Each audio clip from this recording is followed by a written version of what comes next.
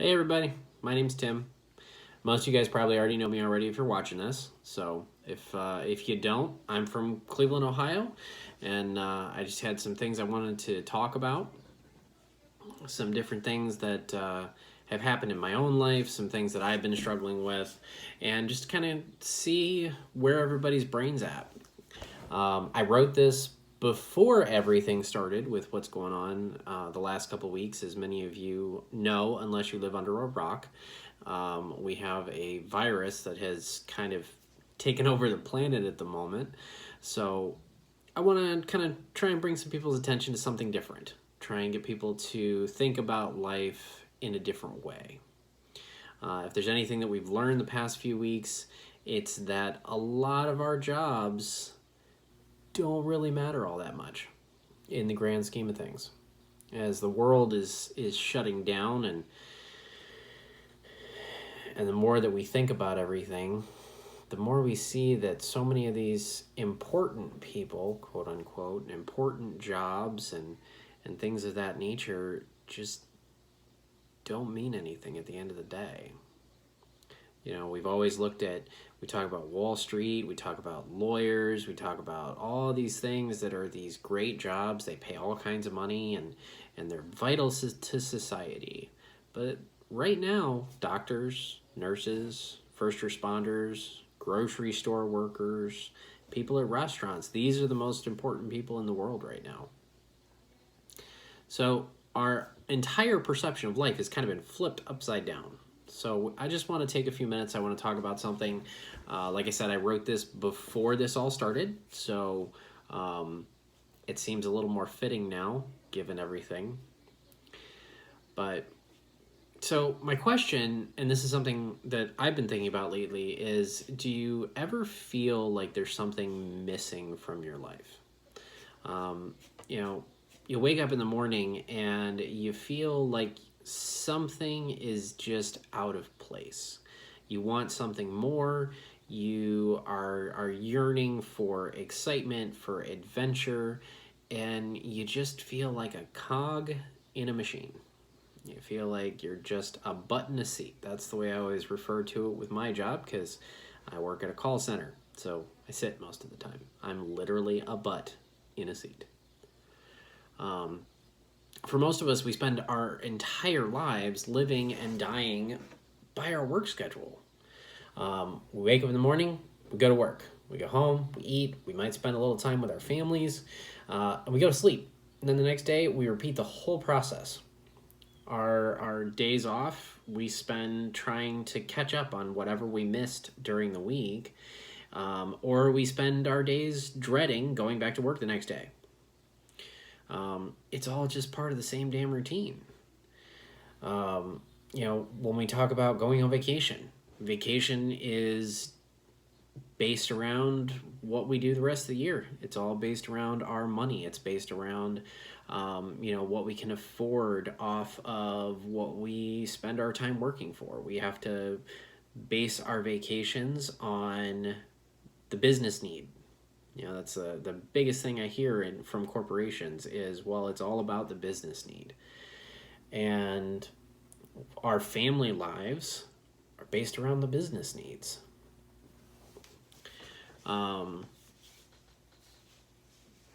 Do we feel like we need more than that? You know? And for me, I want to go on an adventure.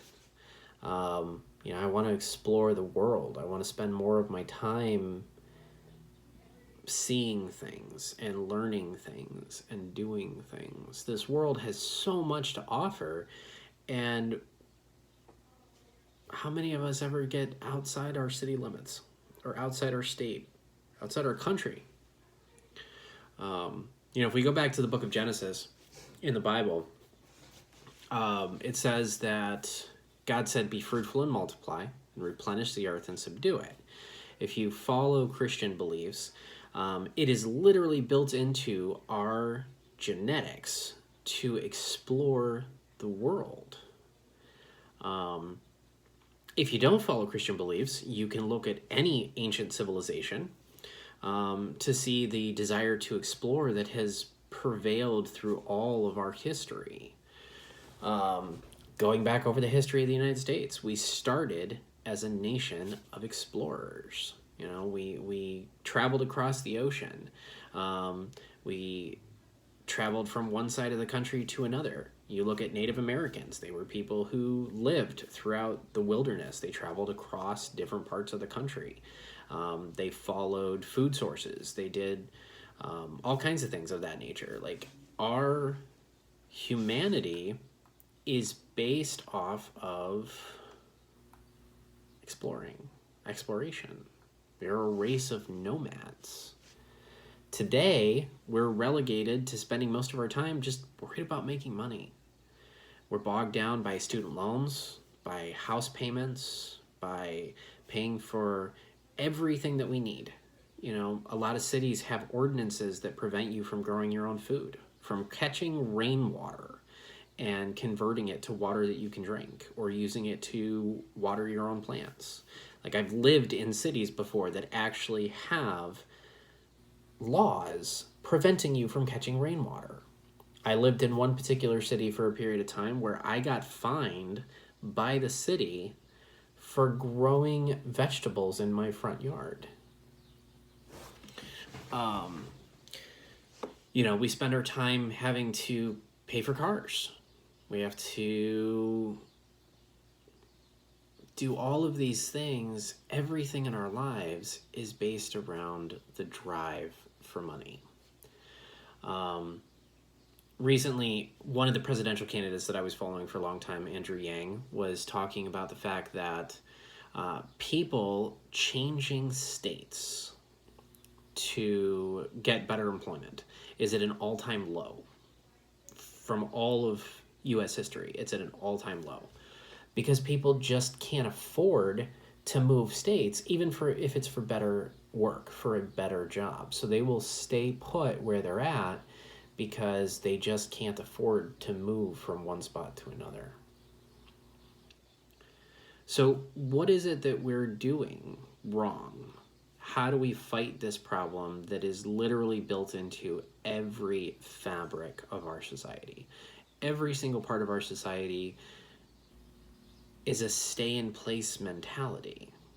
Yes, you do have some people that are able to travel the country, that are able to travel for work and things like that. But the problem is that our society is based around working for a corporation, that it's designed to keep us under someone else's power. You know, we have to work to eat. We have to work to have shelter. We have to work to survive. But how can we do more than that? How can we do more than just survive and live our lives under the thumb of a corporation? I have a few ideas, so I kind of want to share that with you guys and see what you think. These are not things that everybody can do. These are things, well, let me rephrase that. Some of these are things that everyone can do. Others are things that are a little more radical, so you might have to put some serious thought into it. You might have to take a look at your life and figure out where your priorities are. Do you have elderly or very young family members that you need to take care of? If you do, some of these things won't work, but I'm going to present these ideas anyway. Take them with a grain of salt, take them as you will, but these are things to really consider when trying to figure out what it is that we need to do. So the first idea that I have is very simple. Go on a hiking trip. Take a weekend, take a Saturday, Sunday, Monday, whatever day you're off, and just go to the woods. Go somewhere, go off the path, and just explore for a little bit. Explore some nature. Spend some time smelling the flowers, watching the lake, listening to the sounds of the birds, watching the deer. These are great things. Write a poem about the beauty that you see. Write a story. Take some pictures. Scrawl down a note about annoying things like mosquitoes. You want to be careful. Obviously, use some common sense. Don't get mauled by a bear. Don't fall off a cliff. That would make you a dumbass. So be careful.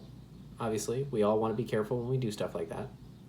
But take some time and explore the world around you. You don't have to go far. We have state parks everywhere. You know, we have lots and lots of places that you can go hiking, that you can go climbing, that you can just go sit on the beach. You know, find a secluded place where you and your loved one, or just you, or you and a group of friends, once we're outside of quarantine, you know, spend some time in the world, experiencing more than just the hustle and bustle of life. Another thing that I would suggest is changing up your vacation.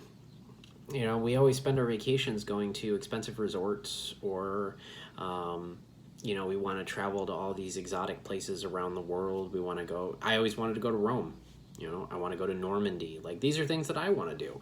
But at the same time, maybe we should spend a little more time exploring the world instead. Go see the Grand Canyon.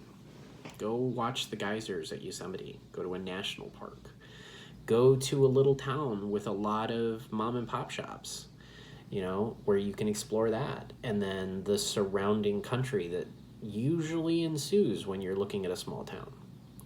You know, it doesn't have to be a big grand vacation every time that we want to do something. We can spend our time just seeing a different side of the world. The last one is the radical one. This is one that some people just can't do. But it's something that a few hundred years ago, people did all the time. You know, there's stories throughout history everywhere of people that just got up, packed their bags, and left. It's part of our human history. Toss away the responsibilities that hold us down for no reason whatsoever. Do we really need a big expensive house? Or could we live in an RV, traveling around the country? Do you have a skill, like an electrician? Can you write? Can you cook? Are you good at cleaning? Do you make candles? Do you make oils or lotions or any number of things? You know, what is your skill that would allow you to survive in the world? If the financial markets collapse with everything going on with the coronavirus, your house payment's not going to matter. What your job is probably isn't going to matter.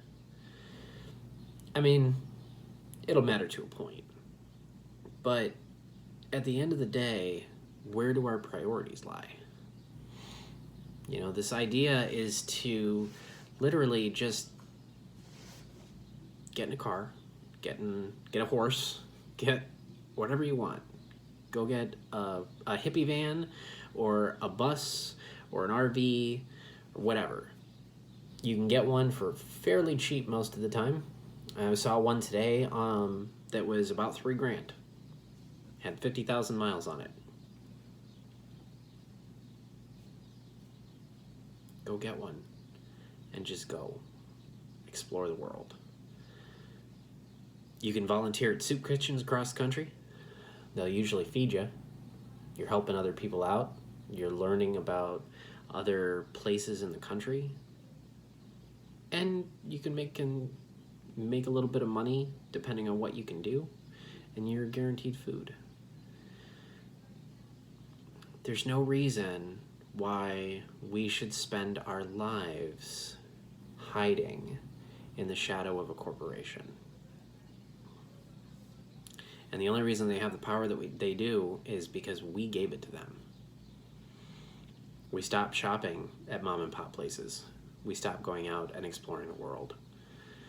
And we traded that all in for the convenience and comfort that corporations provide us. If there's one thing that this virus has taught me over the past couple of weeks, and seeing how the world has reacted. It's that our priorities are all screwed up. What matters to us? What matters to us most? We need to learn to live again. We need to learn what it means to be human again. We need to stop spending our time worrying about every single piece of financial everything that doesn't matter at the end of the day. It just doesn't. We need to live to our fullest. Doesn't mean we're always going to be happy. Doesn't mean things are going to be easy. Dropping your stuff and traveling around the world is not an easy thing to do. It does require a certain amount of skill to be able to survive. But we live in a beautiful world, and we tend to forget that it exists. Most of us don't give a shit about our jobs. We just don't. We do it because we get paid. That's true for me. I enjoy my job sometimes, but there's a lot of other things I'd rather be doing. That doesn't mean be irresponsible.